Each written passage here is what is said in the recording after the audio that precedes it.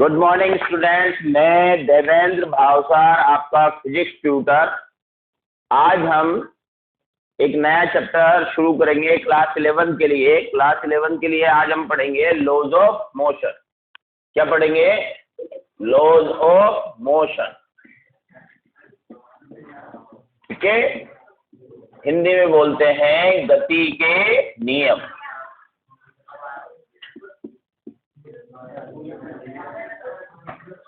हिंदी में क्या बोलते हैं? गति के नियम। ये जो चैप्टर है, इस चैप्टर में मेनली यानी मुख्यतः हम बात करेंगे बल के बारे में। किसके बारे में बात करेंगे? बल। ठीक है, चलो। तो मेनली यानी मुख्यतः हम बात करेंगे बल के बारे में। बल क्या होता है? किसी वस्तु को धक्का देना या खींचना क्या कहलाता है? बल। लिखो, किसी वस्तु को धक्का देना या खींचना क्या कहलाता है? बल।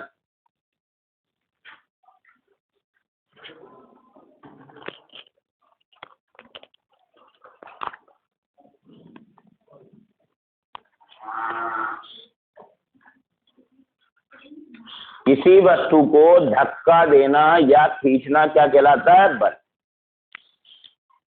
बच्चों, यहां पर एक वस्तु रखी हुई है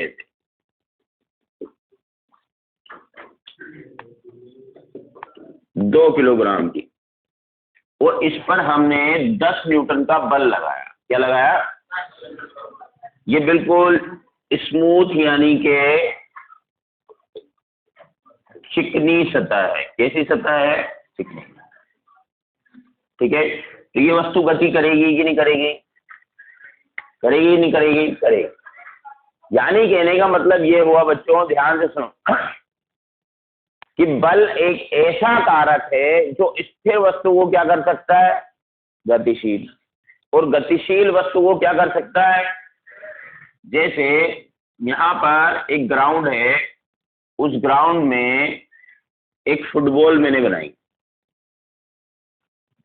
ठीक है, ये फुटबॉल के पहले एक किक लगाई गई जिससे ये 10 मीटर प्रति सेकंड की स्पीड से चल रही थी। मैंने देखा कि ग्राउंड पर, यानी कि ये तो स्थिर थी,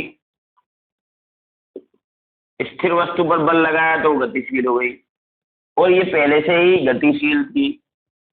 कौन? फुटबॉल। इसके एक किक लगाया अपन ने तो फुटबॉल पहले से क्या थी? गतिशील। अब ये देखा अपन ने कि ये ग्राउंड पर रगड़ते रगड़ते रगड़ते रगड़ते जा रही है, और थोड़ी देर बाद जाकर यहाँ पर जाकर ये स्थिर हो गई। तो बताओ, यहाँ पर ये फुटबॉल स्थिर क्यों हुई? बताओ। घर्षण बल लग रहा है। कौन सा बल लग रहा है? घर्षण। घर्षण बल जो लगता है बच्चों, ध्यान से सुनो, वो वस्तु की गति के, फिलहाल तो आपको यही समझना है, वो वस्तु की गति के विपरीत दिशा में लगता है। कौन सा बल लगा? घर्षण। तो इस घर्षण बल ने धीरे धीरे इस वस्तु में क्या पैदा किया? बंधन। क्या पैदा किया? बंधन। ठीक है, इस बंधन के कारण ये फुटबॉल थोड़ी देर बाद जाकर रुक गई। यानी यहाँ पर मैंने 2 उदाहरण आपको ऐसे दिए हैं जिसमें एक वस्तु स्थिर थी, बल लगाया तो गतिशील हो गई, और दूसरी वस्तु पहले से ही गतिशील थी। ठीक है, उस पर घर्षण बल लगा तो वो धीरे धीरे मंदित होती होती क्या हो गई? स्थिर हो गई। यानी कि दोनों ही जगह कारक बल है। स्थिर अवस्था को गतिशील करने के लिए भी, स्थिर वस्तु को गतिशील करने के लिए भी बल कारक है, और गतिशील वस्तु को स्थिर करने के लिए भी बल कारक है। यानी आगे लिखेंगे हम, पहले ये फोटो बना लो दोनों।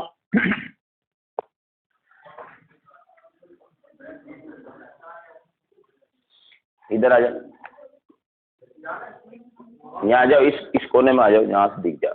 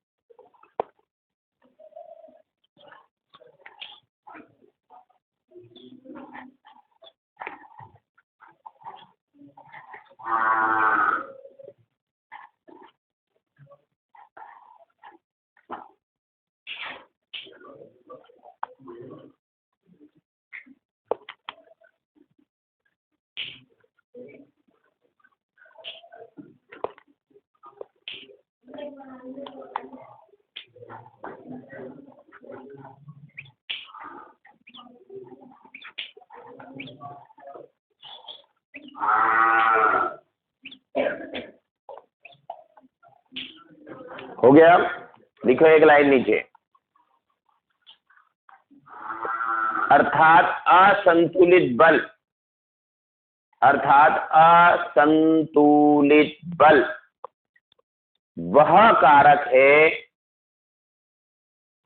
अर्थात असंतुलित बल वह कारक है, वह कारक है जिससे स्थिर वस्तु गतिशील, जिससे स्थिर वस्तु गतिशील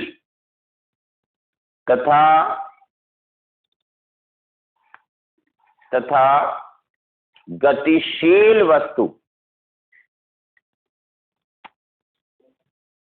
स्थिर अवस्था में आ सकती है। अर्थात बल, असंतुलित बल वह कारक है जिससे स्थिर वस्तु गतिशील तथा गतिशील वस्तु स्थिर अवस्था में आ सकती है।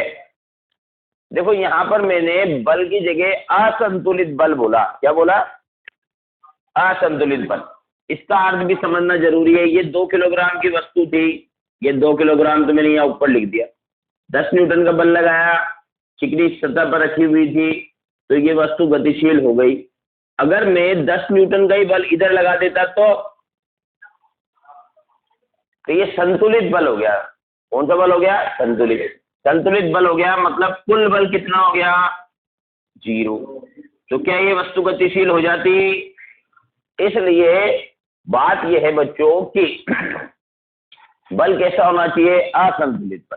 अगर किसी वस्तु पर आप असंतुलित बल लगाएं, ठीक है, तो वो वस्तु स्थिर अवस्था से गतिशील अवस्था में आ सकती है और गतिशील अवस्था से स्थिर अवस्था में जा सकती है। ठीक है। अब बच्चों एक बात और है यहाँ पर कि कोई जरूरी नहीं है कि साहब आप बल लगाओ तो वस्तु गतिशील हो ही सही। कोई जरूरी नहीं है कि बल लगाने पर वस्तु गतिशील हो ही सही। ठीक है। आरी के पास में हो सकता है वहां पर कुल बल क्या हो रहा हो? 0। हमारी बात है क्या हो रहा हो? कुल बल क्या हो रहा हो? 0। या हो सकता है उस वस्तु का इनर्शिया यानी कि जड़त्व जो है वो बहुत ज्यादा हो। क्या हो? जड़त्व जो है बहुत ज्यादा हो। तो ऐसी स्थिति में वस्तु गतिशील नहीं होगी। जैसे एक उदाहरण के लिए मैंने एक फुटबॉल की लात मारी, रोड पर एक फुटबॉल थी, मैंने फुटबॉल की लात मारी तो फुटबॉल तो गतिशील हो गई। फिर मेरे को ये घमंड हुआ कि भाई मैं किसी भी वस्तु के लात मारूं, ठीक है ना, तो वो वस्तु गतिशील हो जाएगी। होगा कि नहीं होगा? घमंड तो घमंड ही है। घमंड तो रावण का भी नहीं चला। फिर क्या हुआ कि थोड़ी देर बाद आगे जाके देखा मैंने, जो एक ट्रक दिखा मुझे, तो मुझे घमंड किस बात का था कि मैं तो किसी के लात मारूंगा उसको गतिशील कर दूंगा। तो मैंने ट्रक के लात मार दी, है ना, तो पैर टूट गया, लेकिन ट्रक गतिशील नहीं हुआ। हुआ कि नहीं? तो बताओ, लात तो अपन ने ट्रक पे भी मारी थी लेकिन ट्रक गतिशील नहीं हुआ ना? हुआ क्या? नहीं हुआ। तो ट्रक गतिशील क्यों नहीं हुआ? उसके लिए आप कहोगे कि सर उसका द्रव्यमान ज्यादा था। बोलोगे कि नहीं बोलोगे? भाई ट्रक गतिशील क्यों नहीं हुआ? अगर मैं आपसे एक कारण पूछता हूं तो आप लोग क्या कहोगे? बताओ जल्दी। ट्रक का द्रव्यमान ज्यादा था, यही तो बोलोगे ना। तो बच्चों ट्रक का द्रव्यमान वाक्यों में सही आंसर है। ट्रक का द्रव्यमान ज्यादा होने के कारण उसके अंदर एक, ठीक है, गुण था जिसको हम बोलते हैं जड़त्व। क्या बोलते हैं? जड़त्व। जड़त्व वह कारक है जो कि वस्तु की अवस्था परिवर्तन का विरोध करता है। अवस्था परिवर्तन का मतलब अगर स्थिर वस्तु है तो अगर आप उसको गतिशील करना चाहोगे तो उसका विरोध करेगा, और गतिशील वस्तु है अगर आप उसको स्थिर करना चाहोगे तो विरोध करेगा वो। ठीक है। जड़त्व आता कहां से? जिस वस्तु का द्रव्यमान जितना ज्यादा होता है उस वस्तु का जड़त्व उतना ही अधिक होता है। ये नियम तो अभी हम पढ़ेंगे ही सही, पहले अपन बात कर रहे थे थोड़ा सा बल के बारे में। तो हम आगे इस चैप्टर में क्या क्या पढ़ेंगे उसके बारे में एक बार बता रहा हूँ, लिखो आगे।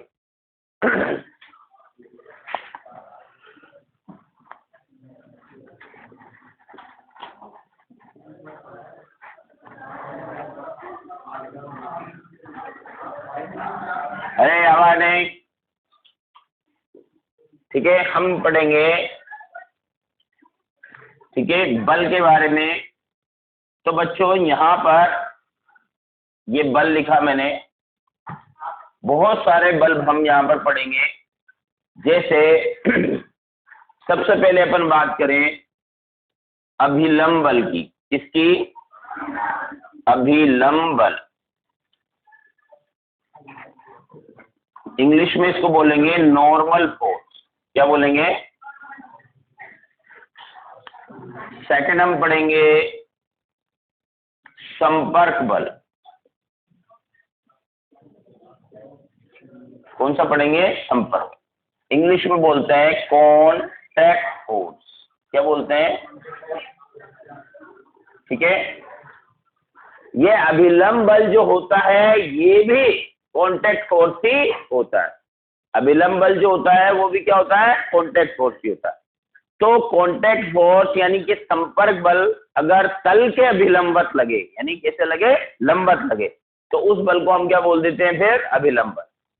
फिर हम पढ़ेंगे रस्सी में तनाव। क्या पढ़ेंगे? रस्सी में तनाव। तनाव बोल दो या तनाव बल बोल, ठीक है। इंग्लिश में बोलते हैं टेंशन इन द स्प्रिंग। आवाज नहीं। इंग्लिश में बोलते हैं टेंशन इन द स्प्रिंग, यानी रस्सी में तनाव। फिर हम पढ़ेंगे बच्चों, ठीक है, ध्यान दो। फिर हम पढ़ेंगे सूडो फोर्स। क्या पढ़ेंगे? Pseudo force. हिंदी में बोलते हैं छद्म बल। कौन सा बल बोलते हैं? छद्म बल। फिर हम पढ़ेंगे पांचवा स्प्रिंग फोर्स। स्प्रिंग फोर्स तो आप समझते हो, स्प्रिंग होती है ना, स्प्रिंग, स्प्रिंग बल, ठीक है। देखो ये सारे बल हम यहां पर डिस्कस करेंगे, ठीक है। उतार लो।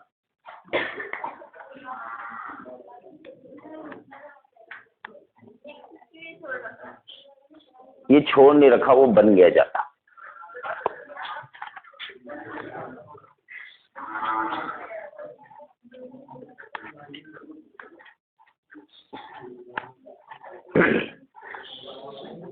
एक और लिख दे, चल तेरी इच्छा हो रही है तो। उत्प्लावन बल।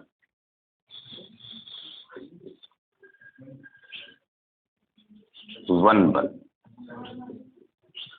उत्प्लावन बल, इसको बोलते हैं अपथ्रस्ट फोर्स।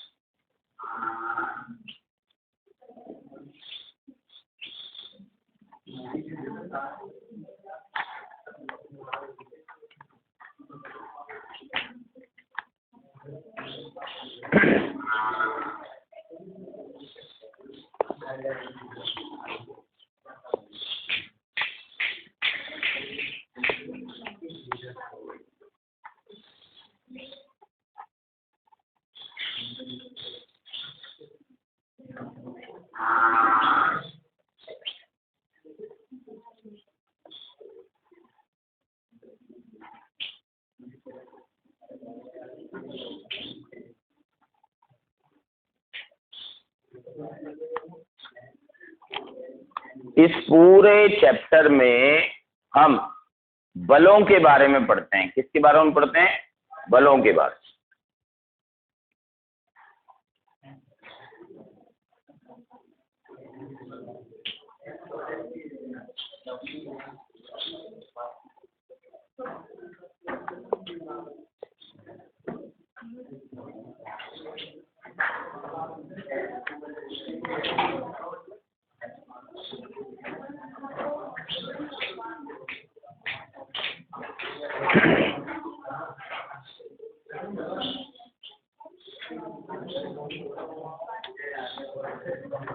इन सभी बलों के साथ हम एक बल और पढ़ेंगे जिसका नाम है गुरुत्वीय बल। कौन सा बल है? गुरुत्वीय बल। गुरुत्वीय बल यानी कि ग्रेविटी फोर्स, जो कि पृथ्वी प्रत्येक वस्तु पर लगाती है। ठीक है ना? इतने सारे बल पड़ेंगे। ठीक है ना? ओके, तो मैंने आपको यहाँ पर इस चैप्टर का इंट्रोडक्शन दिया, यानी कि एक परिचय दिया कि इसमें हम मुख्यतः बल के बारे में बात करेंगे। ठीक है, और बल कितनी प्रकार के हम यहाँ पर पढ़ेंगे वो भी मैंने आपको बताया। ठीक है, देखो अब बच्चों बात क्या है,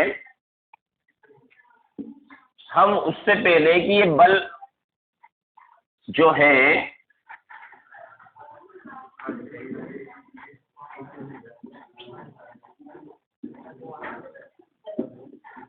ये किस तरह से एक्चुअल में और कहाँ कहाँ पर कैसे कैसे डेवलप होगा, कैसे कैसे ये इतने सारे बल हम पढ़ेंगे।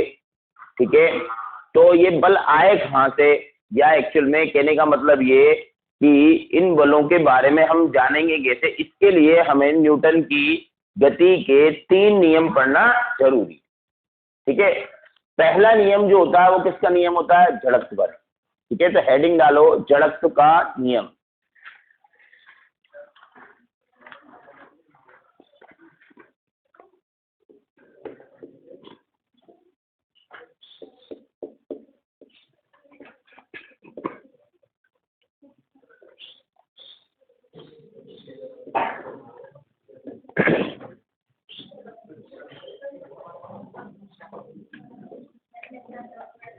इसको बोलते हैं लॉ ऑफ इनर्शिया।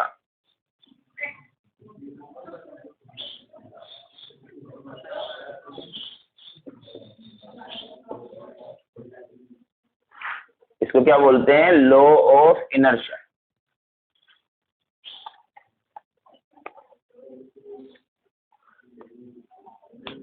ठीक है, देखो ये तीनों नियम जो हैं वो बल के बारे में कुछ ना कुछ बताते हैं। ठीक है, तभी अपन बल को अच्छे से समझ पाएंगे। ठीक है, पहला नियम ध्यान दो यार, जड़त्व का नियम यानी इनर्शिया नियम। ठीक है, लॉ ऑफ इनर्शिया, ये नियम क्या कहता है? इस नियम के बारे में आप लोग खूब अच्छी तरह से जानते हैं, लेकिन आज हम बहुत डिटेल में इसमें बात करेंगे। इनर्शिया लॉ यानी कि जड़त्व का नियम। इस नियम के अनुसार यदि कोई वस्तु स्थिर अवस्था में है तो वह स्थिर ही रहना चाहती है, और यदि कोई वस्तु गतिशील अवस्था में है तो वह गतिशील ही रहना चाहती है। ठीक है, जब तक कि उस वस्तु पर कोई असंतुलित बल कार्य ना करे। यानी यहाँ पर ये कहा जा रहा है कि कोई वस्तु अगर स्थिर अवस्था में है तो उसकी टेंडेंसी यानी उसकी इच्छा रहती है कि वो स्थिर ही रहे, वो ऑटोमेटिकली गतिशील नहीं होगी। और अगर कोई वस्तु गतिशील है तो वो हमेशा ही गतिशील रहेगी जब तक कि उसके ऊपर कोई असंतुलित बल कार्य ना करे। तो असंतुलित बल कार्य ना करे जब तक वो वस्तु उसी अवस्था में रहती है।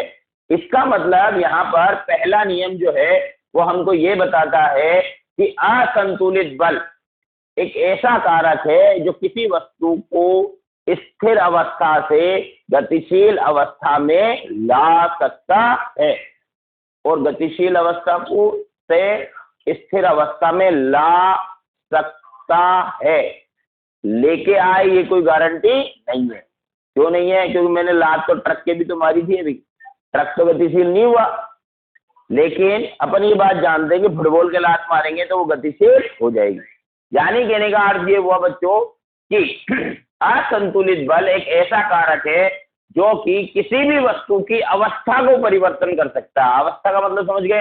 स्थिर अवस्था से गतिशील ला सकता है, गतिशील अवस्था से स्थिर ला सकता है, लेके आ जाए ये कोई गारंटी नहीं। ठीक है, लिखो इस नियम के अनुसार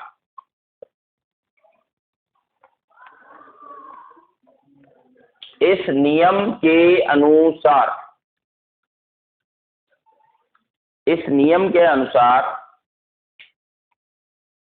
यदि कोई वस्तु स्थिर अवस्था में है, यदि कोई वस्तु स्थिर अवस्था में है, यदि कोई वस्तु स्थिर अवस्था में है तो वह स्थिर ही रहना चाहती है, तो वह स्थिर ही रहना चाहती है।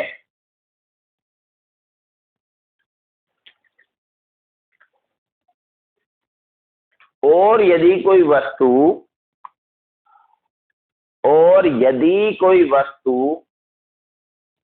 गतिशील अवस्था में है, और यदि कोई वस्तु गतिशील अवस्था में है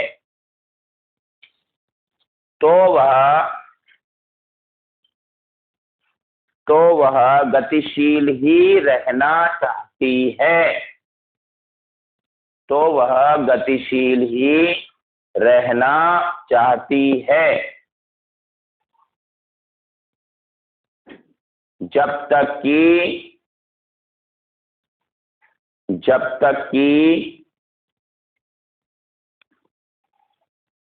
वस्तु पर कोई असंतुलित बल कार्य ना करे,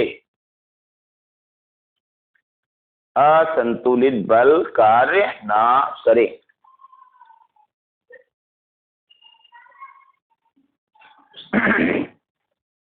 ठीक है, अब नई लाइन से लिखना। इसे जड़त्व का नियम भी कहते हैं, इसे जड़त्व का नियम भी कहते हैं।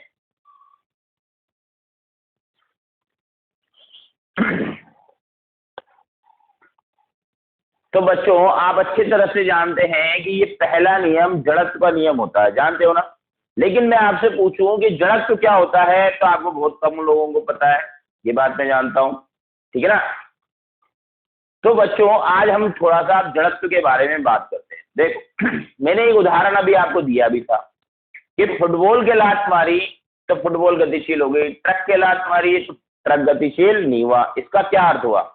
इसका अर्थ ये हुआ कि भाई ठीक है, आपसे पूछा जाए कि भाई ट्रक गतिशील क्यों नहीं हुआ, तो आप कहोगे उसका द्रव्यमान ज्यादा था, ठीक है, इसलिए वो गतिशील नहीं हुआ। इसका मतलब ये हुआ कि द्रव्यमान ज्यादा होने से, ठीक है, द्रव्यमान ज्यादा होने से उस वस्तु के अंदर एक कोई खास बात थी जिसकी वजह से वो गतिशील नहीं हुई। फिर मैंने 15 आदमी को बुलाया और मैंने कहा देव ट्रक के धक्का, मैं तो इसको गतिशील करके ही रहूंगा। आई बात है। फिर 15 आदमी आए, 15 आदमी में धक्का लगाया, बोलो ट्रक गतिशील होएगा कि नहीं? होएगा ना, होएगा ना, ठीक है। तो इसका मतलब क्या हुआ? बात तो अपनी सही है कि बल लगाने पर स्थिर वस्तु को आप गतिशील कर सकते हो और गतिशील वस्तु को आप स्थिर ला सकते हो, बात तो सही है ये। लेकिन बल तो हमने एक्चुअल में लात से भी लगाया था, यानी उसके किक दी थी किसके? ट्रक के। तो हम यहाँ पर ये कह सकते हैं कि जब हमने लात मारी किसके? ट्रक के, तब बल तो हमने लगाया था, लेकिन वो जो बल था, ठीक है, वो इतना पर्याप्त नहीं था कि वो ट्रक को गतिशील कर सके, यही तो कहेंगे ना, यानी सफिशिएंट फोर्स नहीं था। फिर 15 आदमियों को जब हमने बुलाया तो 15 आदमियों से हमने कहा धक्का लगाओ, तो उन्होंने जब ट्रक के धक्का लगाया तो वो ट्रक गतिशील हो गया, ठीक है ना। इसका मतलब हमको एक न एक चीज पर विशेष ध्यान देने की जरूरत है। वो क्या? वस्तु का द्रव्यमान। क्या है? वस्तु का द्रव्यमान, ठीक है। अब बच्चों बात क्या है, ध्यान से सुनो। किसी भी वस्तु का जो द्रव्यमान होता है, वो द्रव्यमान उस वस्तु के अंदर एक विशेष बात पैदा करता है, और वो विशेष बात क्या होती है कि अगर कोई वस्तु स्थिर अवस्था में है तो वो स्थिर ही रहना चाहती है, और अगर कोई वस्तु गतिशील अवस्था में है तो वो गतिशील ही रहना चाहती है। ये बात किसके कारण वस्तु में पैदा होती है? किसके कारण पैदा होती है? द्रव्यमान के कारण। ये बात किसके कारण पैदा होती है? द्रव्यमान के कारण, ठीक है। अब बच्चों ये जो भाई कोई भी वस्तु अगर स्थिर है तो वो स्थिर ही रहना चाहती है, कोई वस्तु गतिशील है तो वो गतिशील ही रहना चाहती है, यानी वो अवस्था परिवर्तित करना नहीं चाहती। यही तो अर्थ हुआ। किसके कारण? द्रव्यमान के कारण। किसके कारण? द्रव्य। तो होता क्या है बच्चों, हमने ये चीज देखी कि जिस वस्तु में जितना ज्यादा द्रव्यमान होता है वो उतनी आसानी से अवस्था परिवर्तित नहीं करता। देखा ना, अभी हमने फुटबॉल की लात मारी तो फुटबॉल गतिशील, लेकिन ट्रक की लात मारी तो ट्रक गतिशील नहीं हुआ। जिस वस्तु में जितना ज्यादा द्रव्यमान होगा वो वस्तु उतनी आसानी से अपनी अवस्था परिवर्तित नहीं करेगा। यही तो अर्थ हुआ, ठीक है ना। इसका मतलब होता क्या है कि वो वस्तु पे जब हम बल लगाते हैं तो वो अपनी अवस्था परिवर्तन का विरोध करती है। क्या करती है? ठीक है, हम कहते हैं कि नहीं हम तो तेरे को गतिशील करेंगे, ठीक है, तो वस्तु के देना है मैं गतिशील नहीं होंगी, मेरे पास द्रव्यमान है। क्या है? द्रव्यमान, जो मुझे ये कहता है कि आपको अवस्था परिवर्तित नहीं करनी है। जैसे एक व्यक्ति है, पीछे से कोई चिल्ला रहा, ठीक है, तेरे को अवस्था परिवर्तित नहीं करनी है, और आगे एक आदमी खड़ा है वो कह रहा ना मैं बल लगाऊंगा तेरी अवस्था परिवर्तित करूंगा। पीछे से आवाज है ना कुछ हो जाए, अवस्था परिवर्तित नहीं करने देनी है। समझ में आ रही क्या बात? ठीक है, तो वो जो पीछे से जो आदमी चिल्ला रहा है कि भाई तेरे को अवस्था परिवर्तित नहीं होने देनी है, वो कौन है? द्रव्यमान। यानी द्रव्यमान वस्तु की वह प्रॉपर्टी है, ठीक है, द्रव्यमान जो है वो वस्तु की, ठीक है, वह गुण है जिसके कारण उस वस्तु में यह विशेषता पैदा हो जाती है कि वह अपनी अवस्था परिवर्तन का विरोध करता है। ठीक है, और अवस्था परिवर्तन के विरोध के गुण को ही हम जड़त्व कहते हैं। ठीक है, लिखो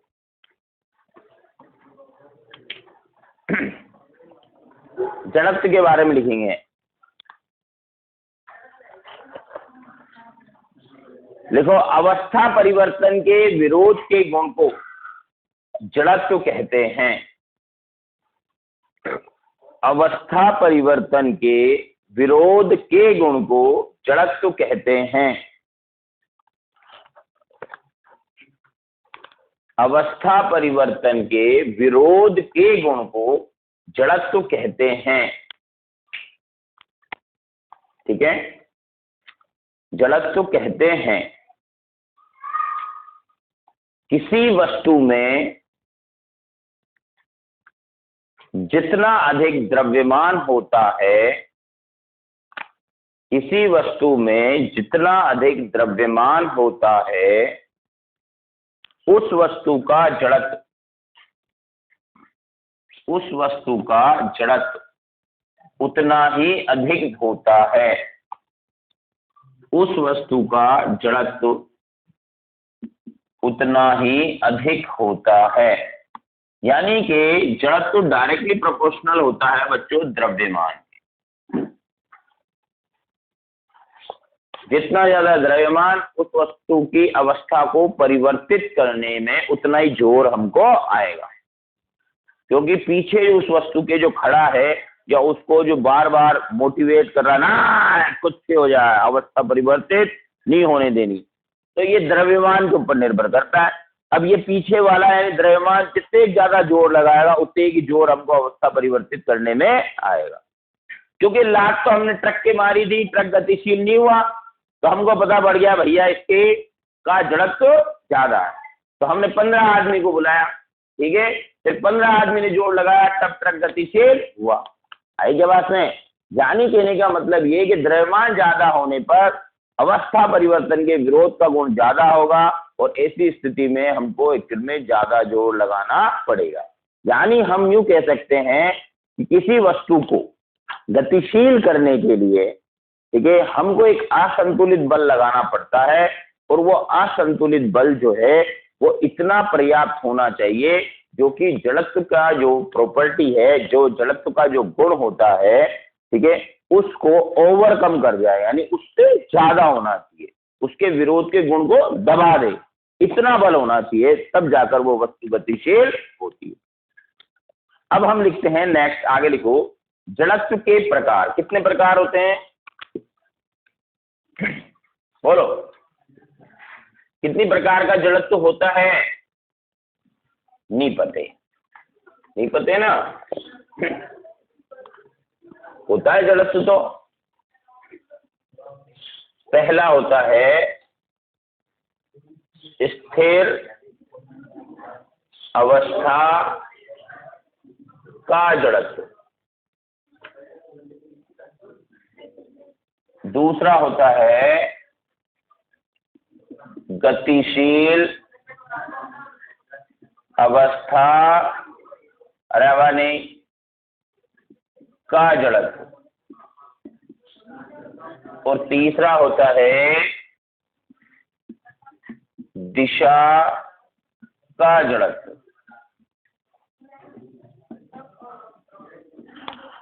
तीसरा क्या होता है? दिशा का जड़त्व, जिसके बारे में आप नहीं जानते हैं ना। ये 3 प्रकार के जड़त्व, ठीक है ना।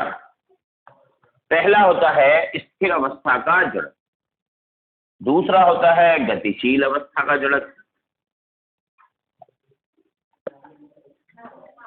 ठीक है, ध्यान दें।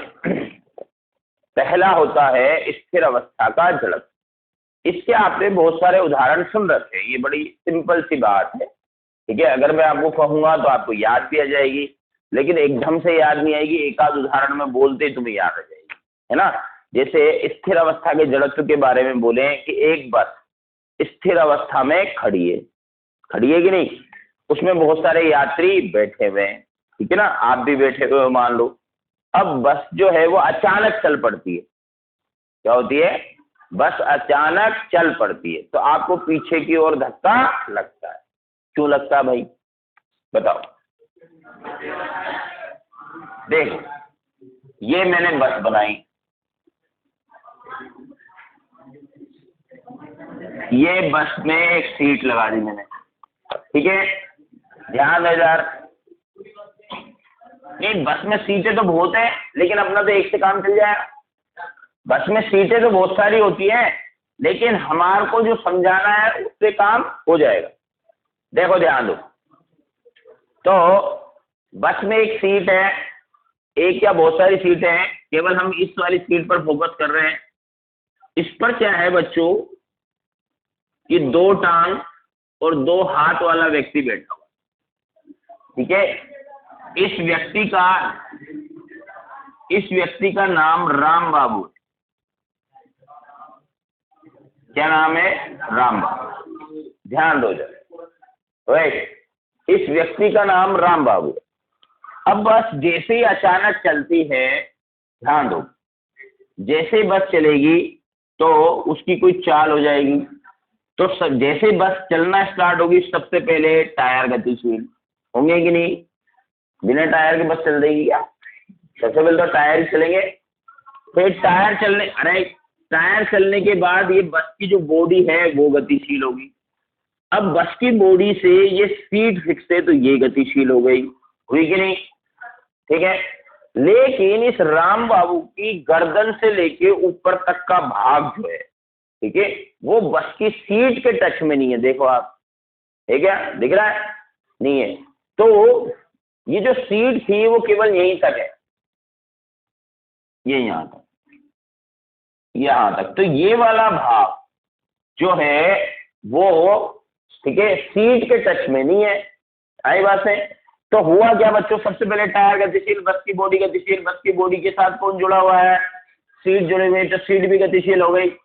अब बच्चों बचा क्या? ये जो ऊपर वाला भाग जो कि बस की सीट के टच में नहीं है, यानी राम बाबू की गर्दन से लेके सर तक का जो भाग है वो स्थिर था और वो स्थिर ही रहना चाहता है, ठीक है। तो ये नीचे वाला पोर्शन जब आगे चला जाएगा तो पीछे ये जो स्थिर था ये स्थिर ही रहना चाहता है, तो इसको किधर की ओर धक्का लगेगा? पीछे की। जैसे ये मैंने मार्कर लिया, ठीक है, इस मार्कर में ये व्हाइट वाला भाग जो है, ठीक है, ये तो एक्चुअल में सीट से जुड़ा हुआ पार्ट है, और ये जो, ठीक है, काला वाला भाग जो है ये गर्दन है, गर्दन और ऊपर से सिर। अगर मैं इस नीचे वाले भाग को ऐसे गतिशील कर दूं तो देखो ये ऊपर वाला भाग जो कि स्थिर था, स्थिर ही रहना चाहता है, तो उसको पीछे की ओर धक्का लगेगा कि नहीं? ऐसा थोड़ी ना है गर्दन अलग हो जाएगी धड़ से, ठीक है ना। तो थोड़ी देर बाद तो वो गर्दन में, चूंकि गर्दन जो है वो शरीर से जुड़ी हुई है, इसलिए थोड़ी देर बाद तो वो गर्दन भी एक्चुअल में गतिशील हो जाएगी, सर भी गतिशील हो जाएगा। आई बात है। लेकिन एक बार तो झटका लगेगा। तो वो झटका क्यों लगा? क्योंकि अगर कोई वस्तु स्थिर थी तो वो स्थिर ही रहना चाहती है, और कोई वस्तु अगर गतिशील थी तो वो गतिशील ही रहना चाहती है। तो यहाँ पर हमने स्थिर अवस्था का जड़त्व के बारे में बात करी। ऐसे ही गतिशील अवस्था की बात कर लें। देखो फिर मैंने बस बना दी,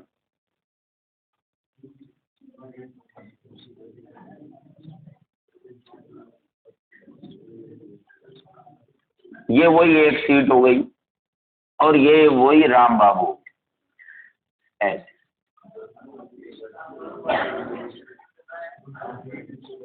अब ये बस गतिशील तो हो ही गई थी, नहीं कर दी ना मैंने गतिशील तो, ठीक है। अब बच्चों क्या है, बस चलते हुए काफी देर हो गई, यानी कि राम बाबू भी अब बस के साथ गतिशील हो रहा है, ठीक है। अब बच्चों ड्राइवर जो है वो अचानक से ब्रेक लगाता है। क्या लगाता है? ब्रेक लगाता है। अब ड्राइवर अचानक ब्रेक लगाता है तो बच्चों होता क्या है कि ये वाला पोर्शन, ठीक है, ध्यान से देखना, ब्रेक लगाने पर ये वाला टायर स्लो हुआ, स्पीड कम हुई। जैसे बस की स्पीड जो थी पहले 10 मीटर पर सेकंड थी, ब्रेक लगाने पर अब वो कितनी हो रही है? 5 मीटर प्रति सेकंड, ठीक है। तो बस की बॉडी की भी 5 हुई, लेकिन ये जो गर्दन से ऊपर सर तक का जो भाग था ये 10 मीटर प्रति सेकंड से गतिशील था, और ये बस की बॉडी के टच में नहीं था। तो पूरी बस की बॉडी एकदम से मंदित हुई, यानी उसकी चाल क्या हुई? कम। क्या हुआ? ब्रेक लगाने। तो एकदम से ब्रेक लगाता है तो हमको आगे की ओर झटका मिलता है। क्यों मिलता है? क्योंकि ये वाला पोर्शन जो कि बस की बॉडी से जुड़ा है ये तो हो गया स्लो, 5 मीटर प्रति सेकंड, और हमारा गर्दन से ऊपर लेके जो भाग था वो 10 मीटर प्रति सेकंड से गतिशील था। यानी अब कहानी ऐसे हो गई, ये नीचे वाला पोर्शन तो हो गया स्लो और ऊपर वाला पोर्शन की चाल जो है वो ज्यादा है, ठीक है। तो होगा क्या? देखो ये ऐसे गिरेगा नहीं, यानी आगे की ओर आपको झटका लगेगा। अब बच्चों बात करते हैं अपन, तो ऐसे स्थिर अवस्था के जड़त्व के और उदाहरण बताओ। कंबल है, कंबल से डंडे को पीटना, तो कंबल के धूल के कण जो होते हैं वो अलग हो जाते हैं। क्यों होते हैं बताओ? क्योंकि जब हम डंडा मारते हैं कंबल को तो जो कंबल होता है या आपकी बेडशीट जो होती है वो तो गतिशील हो जाती है, लेकिन वो कण जो है, ठीक है, जैसे ये कंबल है, यहाँ पर कण लगे हुए थे, अब मैंने डंडा मारा तो डंडा मारने पर कंबल जो है वो तो थोड़ा सा यूं हट जाता है क्योंकि वो तो गतिशील हो जाएगा, लेकिन ये कण स्थिर थे और वो स्थिर ही रहना चाहते हैं। तो गुरुत्वीय बल के कारण वो कहाँ चले जाएंगे? जमीन पर। तो आपको तो कंबल साफ करना था, आपके कंबल से धूल के कण हट गए। हट गए कि नहीं? ऐसे ही आपसे कहा जाए और उदाहरण कि साहब आम का पेड़ है, ठीक है, उस पर अगर अपन डाली को हिलाएंगे तो आम जो है वो नीचे गिर जाते हैं, वो भी स्थिर अवस्था का जड़त्व का उदाहरण हुआ कि नहीं? क्योंकि जब आप डाली हिलाओगे तो आम, देखो मैंने जैसे ये आम बना दिया,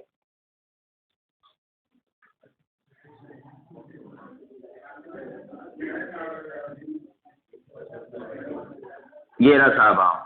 जब हमने डाली हिलाई ऐसे तो ये वाला पोर्शन भी हिला कि नहीं? तो यहाँ पर तो ये तो हो गया मोशन में, और ये क्या था? स्थिर, और ये स्थिर ही रहना चाहता था। इसलिए यहाँ पर इस पोर्शन जब बल लगाया हमने तो ये वाला पोर्शन हिला, लेकिन ये स्थिर था, स्थिर ही रहना चाहता था, ठीक है। इसलिए ये वाली जो डाली होती है या ये वाली जो क्या बोलते हैं इसको, डाल, जो पतली सी डाल जो आम से पहले लगी हुई होती है, ठीक है, उस पर ज्यादा जोर आएगा और ज्यादा जोर आने पर वो टूट जाएगी, ठीक है ना। तो ये उदाहरण हो गए स्थिर अवस्था के जड़त्व के, ठीक है। गतिशील अवस्था के जड़त्व के और उदाहरण बताओ। गतिशील अवस्था के जड़त्व के और उदाहरण बताओ।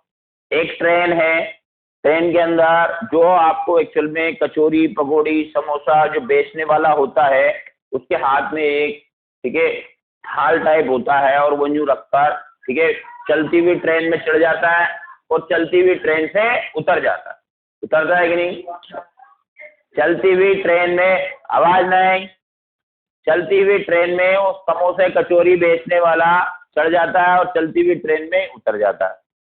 आपने कभी ध्यान से देखा हो कि जब प्लेटफॉर्म पर गाड़ी धीरे हो रही थी, मतलब रुकी नहीं है, लेकिन गाड़ी जब धीरे हो रही होती है तब होता क्या है, ध्यान दो इधर, ये ट्रेन बना दी अपन ने, ये कचौरी पकौड़ी वाला राम बाबू है, ठीक है, ध्यान देना इधर। अब ये राम बाबू, ओए आवाज नहीं, ये गेट है,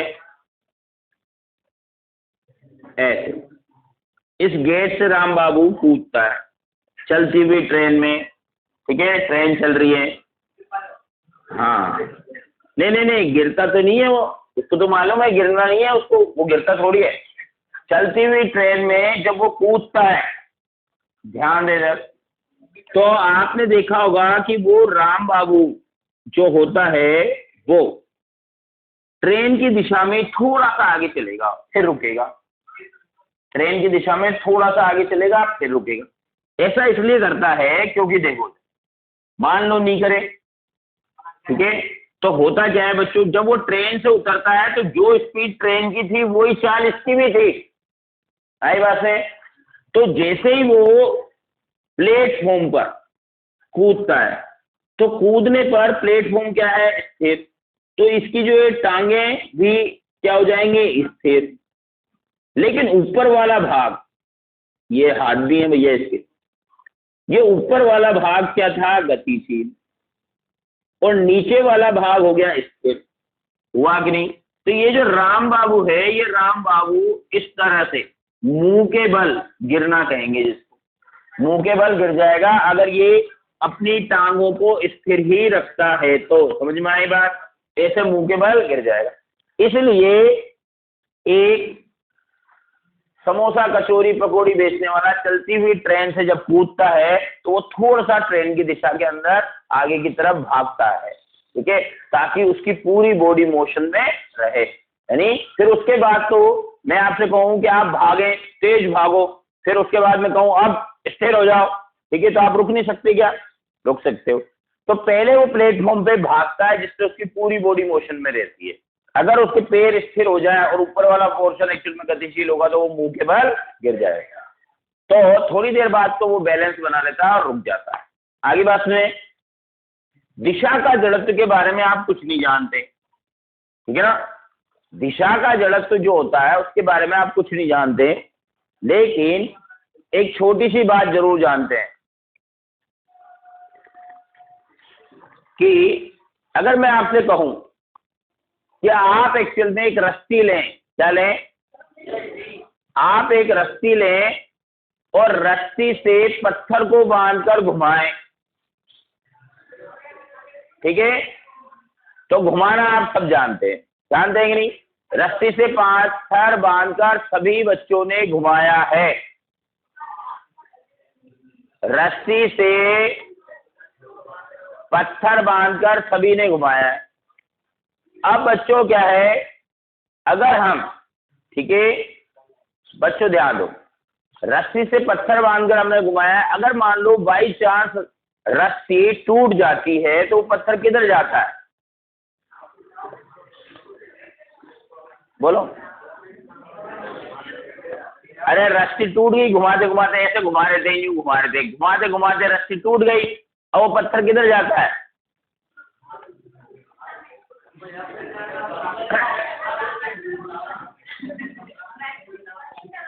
कोई बात नहीं, ध्यान है, आवाज नहीं, देखो जब कोई वस्तु, ठीक है, वृत्ताकार पथ में घूमती है तब उसके वेग की दिशा स्पर्श रेखीय होती है। जैसे ये मैंने बना दिया ए बिंदु, ये बना दिया बी, ये बिंदु बना दिया सी, और ये बिंदु बना दिया डी।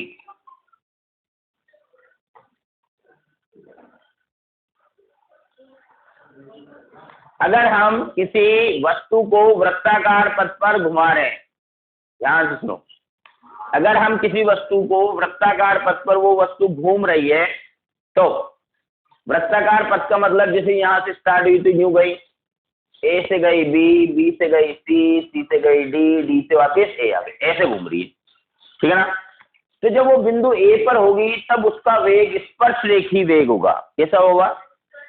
यानी बिंदु ए पर वेग की दिशा ऐसे होगी, यानी बिंदु ए पर क्या कर दोगे आप? स्पर्श रेखा खींच दोगे घूमने की दिशा, ये वेग हुआ।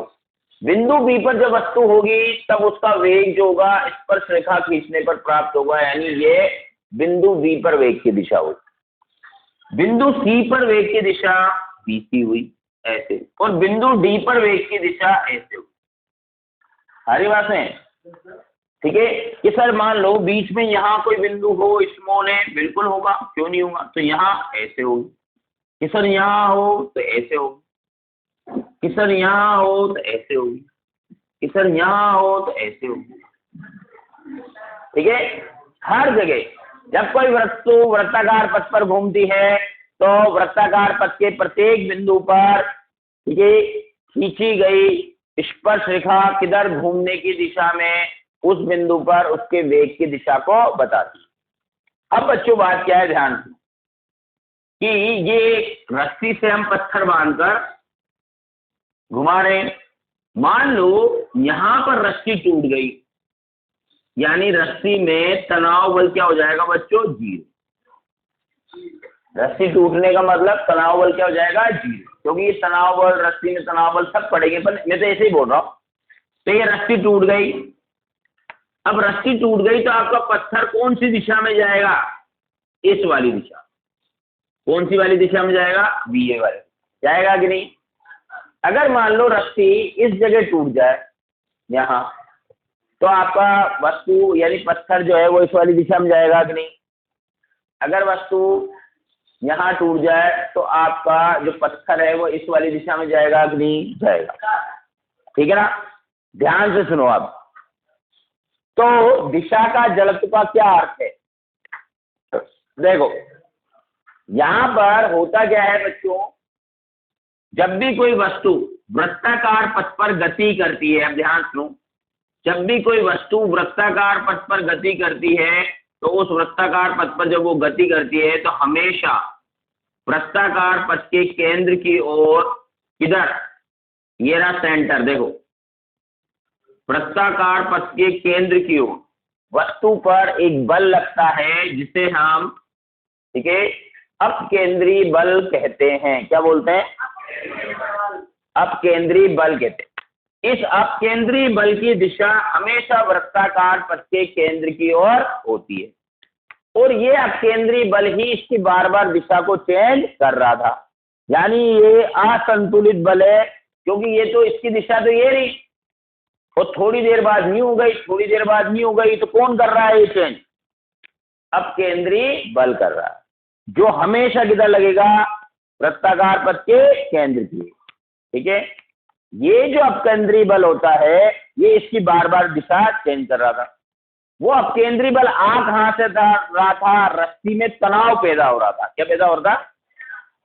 रस्सी में जो तनाव पैदा हो रहा था उसके कारण, ठीक है, आपको अपकेंद्री बल मिल रहा था, और अपकेंद्री बल बार बार इसके वेग की दिशा को परिवर्तित कर रहा था। अब बच्चों हुआ क्या कि जैसे किसी स्थान पर, जैसे मान लो यहां पर वो रस्सी टूट गई, इस जगह यहां रस्सी थी और ये रस्सी अब टूट गई।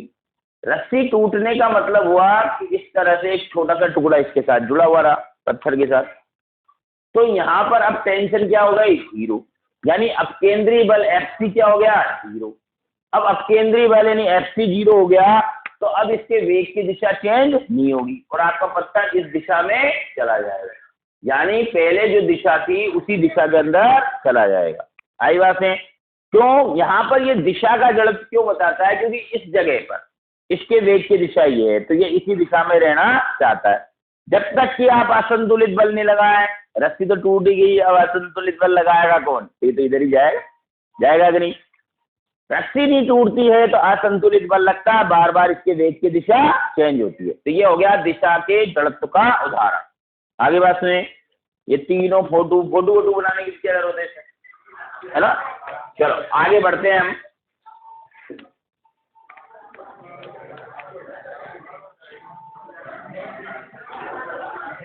नेक्स्ट हेडिंग डालेंगे हम न्यूटन की गति का द्वितीय नियम, जिसे हम बल का नियम भी कहते हैं, जिसे हम बल का नियम भी कहते हैं। ठीक है, कल पढ़ेंगे हम न्यूटन की गति का द्वितीय नियम।